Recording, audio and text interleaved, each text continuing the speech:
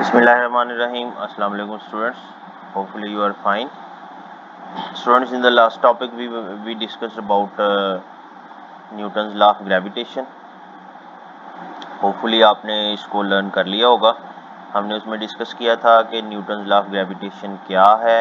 We discussed its mathematical form and we also discussed about the consistency of Newton's law of gravitation with third law of motion.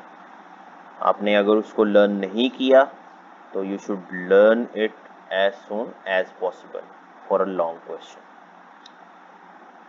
Today's topic is very interesting topic as it was previously, that is gravitational field.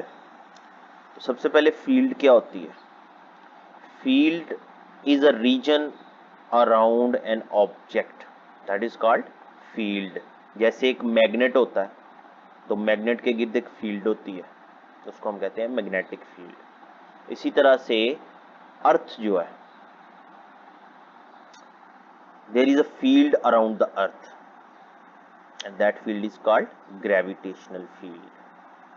And the bodies are attracted towards the earth when they are in the gravitational field of the earth. जैसे एक magnet है ना, तो उसके करीब करीब एक हिस्सा होता है जिसमें एक रीजन होता है जिसमें किसी ऑब्जेक्ट को लेके आए जो मैग्नेटाइज्ड बॉडीज प्रॉपर्टीज रखता है, तो वो ऑब्जेक्ट जो है वो मैग्नेट की तरफ अट्रैक्ट हो जाता है.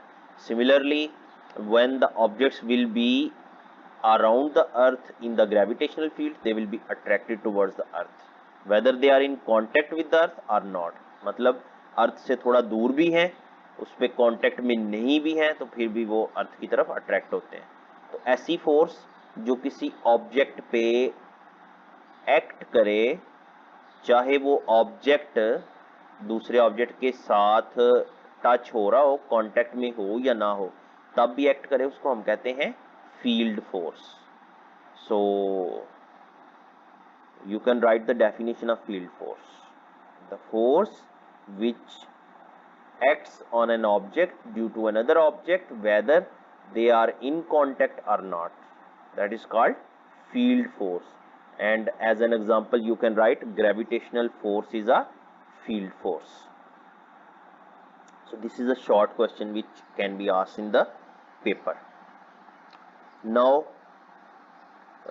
gravitational जो फील्ड है वो अर्थ के हर तरफ जो है वो एक्ट कर रही होती है. हर तरफ ये जो फील्ड है वो एक्ट कर रही होती है. और जैसे जैसे हम अर्थ से ऊपर जाते हैं तो ये जो इसकी जो फोर्स है वो ग्रेविटेशनल फील्ड के अंदर अर्थ की जो अट्रैक्टिव फोर्स है वो कम होती जाती है. और जैसे जैसे हम अर्थ की तरफ आते हैं इसकी जो अट्रैक्शन है वो स्ट्रॉन्गर होती जाती है. इसका मतलब ये हर जगह पे सेम नहीं होती. अर्थ से दूर जाए तो वीक हो जाएगी, अर्थ के करीब आए तो स्ट्रांग हो जाएगी. तो इसके लिए फिर हम एक टर्म डिफाइन करते हैं जिसको हम कहते हैं ग्रेविटेशनल फील्ड स्ट्रेंथ. तो ग्रेविटेशनल फील्ड स्ट्रेंथ क्या होती है? फोर्स, ग्रेविटेशनल फील्ड में फोर्स है per unit mass. In the gravitational field of the earth the gravitational force per unit mass is called gravitational field strength. तो gravitational field strength जो है इसकी अर्थ के करीब करीब वैल्यू ये होती है. जितनी ग्रेविटेशनल एक्सेलरेशन की वैल्यू है उतनी ही इसकी वैल्यू होती है, जिसको हम 10 न्यूटन पर किलोग्राम लिखते हैं. ग्रेविटेशनल एक्सेलरेशन की है ना 10 मीटर पर सेकंड स्क्वायर, तो इसकी 10 न्यूटन पर किलोग्राम. अच्छा, एक और चीज़ आपने याद रखनी है कि जो ग्रेविटेशनल फील्ड है अर्थ की, उसमें जब ग्रेविटेशनल फोर्स किसी ऑब्जेक्ट पे एक्ट करती है तो उस वजह से उस ऑब्जेक्ट का जो है वो वेट शो होता है. यानी कि वेट ऑफ द बॉडी जो है वो किस वजह से होता है? ग्रेविटेशनल फोर्स की वजह से होता है.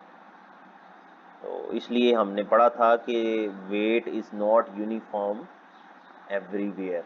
Why it is not uniform? Because gravitational force is not uniform everywhere. जैसे जैसे हम प्लेस चेंज करेंगे ग्रेविटेशनल फोर्स की वैल्यू भी चेंज होती जाएगी. तो इस सारे टॉपिक में से आपके लिए 3 शॉर्ट क्वेश्चंस बनते हैं जो आपने लिखने हैं.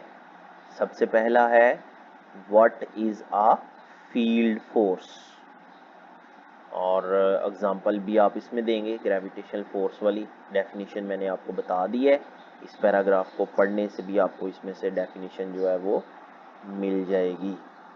फिर उसके बाद आप लिखेंगे कि सेकंड क्वेश्चन आप लिखेंगे what do you know about gravitational field force. तो ग्रेविटेशनल फील्ड फोर्स के बारे में आप क्या जानते हैं, ये देखें, ये यहाँ से आप लिख सकते हैं, इतना आप लिख सकते हैं। Gravitational field, what do you know about gravitational field of the अर्थ, ये क्वेश्चन है, what do you know about gravitational field of the अर्थ। तो ये आप लिख लेंगे। और फिर उसके बाद मैंने आपको तीसरा क्वेश्चन क्या बताया है, what is gravitational field strength, वो यहाँ से शुरू होगा और एंड तक। ये 3 क्वेश्चंस आपने जो है वो लिखने हैं शॉर्ट क्वेश्चंस के तौर पे, और इनको याद भी करना है। होपफुली आपको बेटा इस टॉपिक की समझ आई है। If you have any question in your mind you may ask me. Thank you. Hafiz.